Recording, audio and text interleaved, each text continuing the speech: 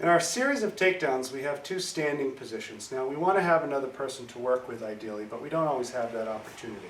If we're doing these last two, one is called a Kinjit and the other is a leg trap, we can be on the inside for the leg trap, but on the Kinjit and the other version of the leg trap, we want to be on the outside of the person. So most of our takedowns end up on the inside, but sometimes we're on the outside and the person is facing the same direction we are.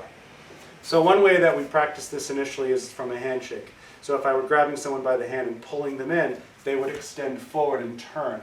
Just like a rear sweep, we're taking their upper body one way and their lower body the other, but it's in reverse. And instead of sweeping and sending the forward this way, we're lifting their leg up and sending their head back, similar to a rear sweep. So the positions are going to seem similar, but the execution is different. When the punch comes in, I want to try to get to the outside. I'm going to strike across the front of the face. I want to put my arm across the chest. If you know Hyan 2, that motion should feel familiar. Once I get into there, my leg needs to be directly behind their leg. So this is my knee bucking into the back of their knee. Once I'm in here, I extend back and the person will fall over my body. So again, I block, I strike through the top, get in as close as I can, adjust if needed, and then pull back to that side. If I'm getting a left straight-in punch coming in, I block, I can strike across there, pivot across the chest just like in that form. I put my knee behind their knee and I send them back over the leg. From the opposite side, follow along. The punch is coming straight in, I'm going to move to the side, shoot my hand across the front of the body.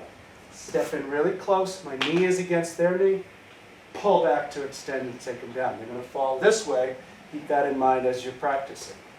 When the left punch comes in, move to the side, strike across the head, go in close to the head, close the body, knee to knee, and extend back again, remembering that they're going to fall over to that side, and they are falling backwards. For the leg traps, we're trying to work with the way the knee works. Well, the knee is either going to extend or the knee is going to bend.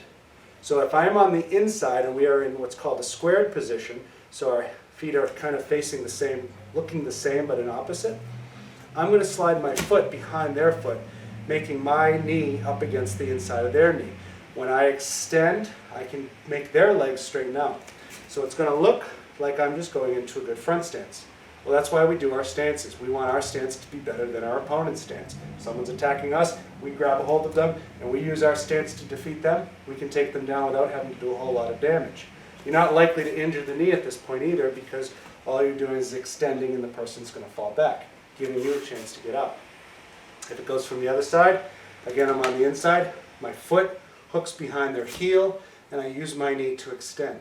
It's going to look the same, so you have to use your imagination now on the other side, but now I'm on the outside.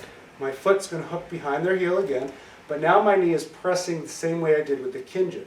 I'm going to buckle forward. Instead of them straightening out and falling back, you're going to get this reaction where they bend and fall in. Ideally, you push them forward and drop. If you're a smaller individual and you're trying to do an arm bar and you're having trouble with that, you pop the knee or do a little bit of a leg trap. That taller person suddenly gets down low, and then you can take them down with the rest of the arm bar. So your two last standing takedowns, you have your Kinjit, which is done from the outside, and then you have two different versions of the leg trap, which are done from inside or outside.